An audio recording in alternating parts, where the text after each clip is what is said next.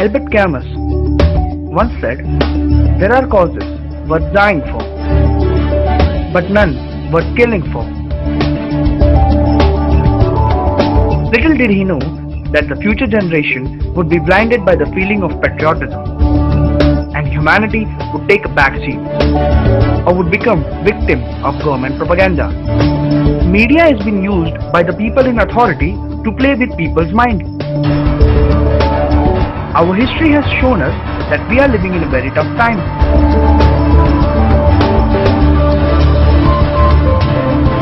Not so long ago, we faced devastating wars.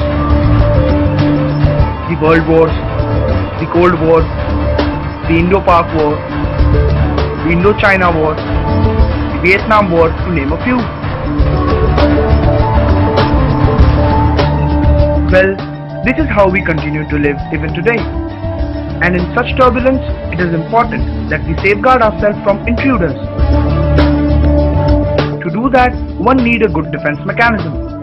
Countries have spent billions on their forces on international platforms. Let us have a look on Indian defense system. India has one of the longest military histories, dating back several millennia. The first reference of armies is found in Vedas as well as the epics of Ramayana and Mahabharata. India is surrounded by ocean. Its coastal area has been used thoroughly for trades. As we Indians used our sea lanes for trade, these routes also invited enemies. Thus, it led the formation of Indian Navy. The Royal Indian Navy was first established by British, while much of India was under the control of East India Company.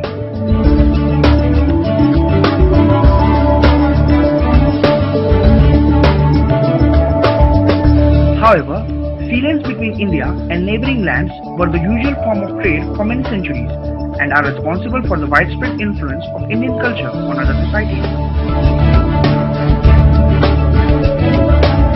When India became a republic, on 26 January 1950, the Navy became known as the Indian Navy and its vessels as Indian naval ships.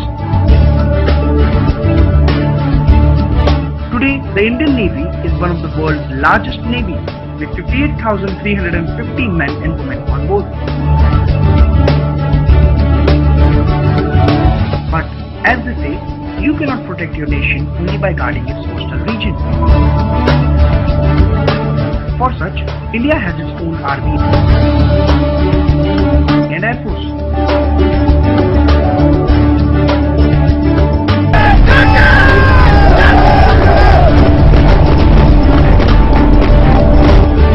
Indian Army is completely voluntary service. The military draft have never been imposed in India.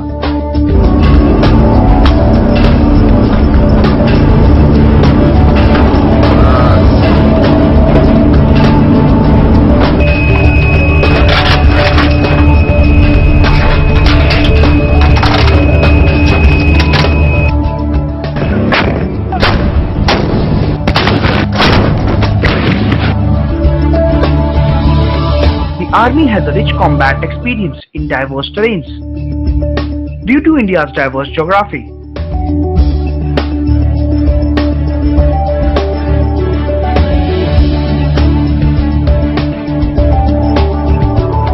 it also has a distinguished history of serving in United Nations peacekeeping operations.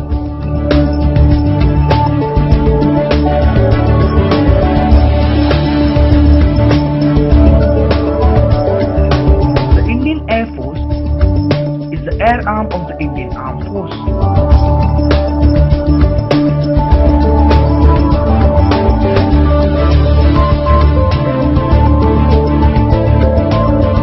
Its primary responsibility is to secure the Indian airspace and to conduct aerial warfare during the conflict.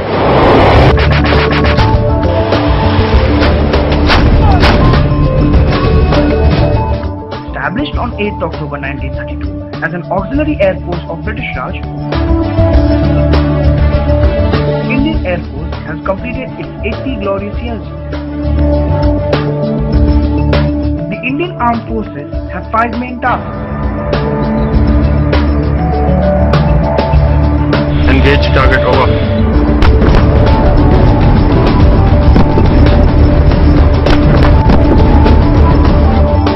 To assert the territorial integrity of India,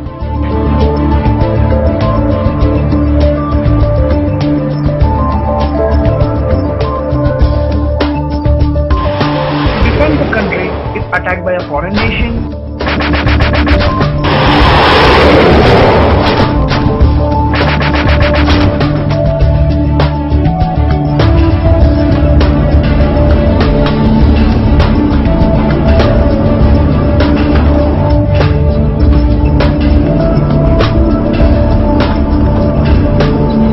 to send own amphibious warfare equipment to take the battle to enemy shores.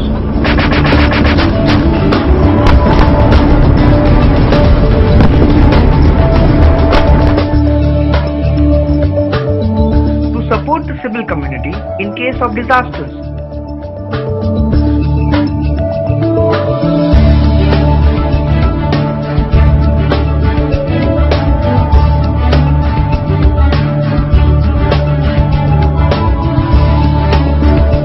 To participate in United Nations peacekeeping operations in consonance with India's commitment to the United Nations Charter.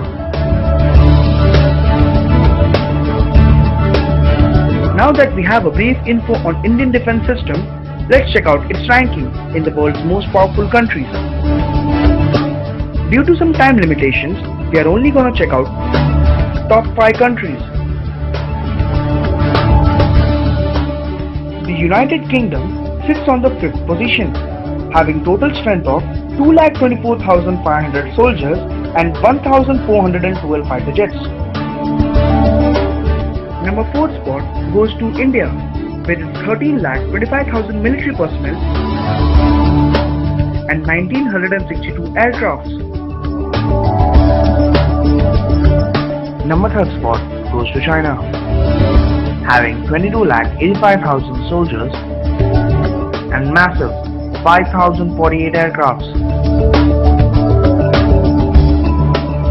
The 2nd position goes to Russia with her 12 lakh army officers and 4,498 fighter planes. At last, the number 1 spot. Some of you might have guessed it. It's United States of America. Not seriously because of a military, but because of a 15,293 fighter jets. Literally, that's close.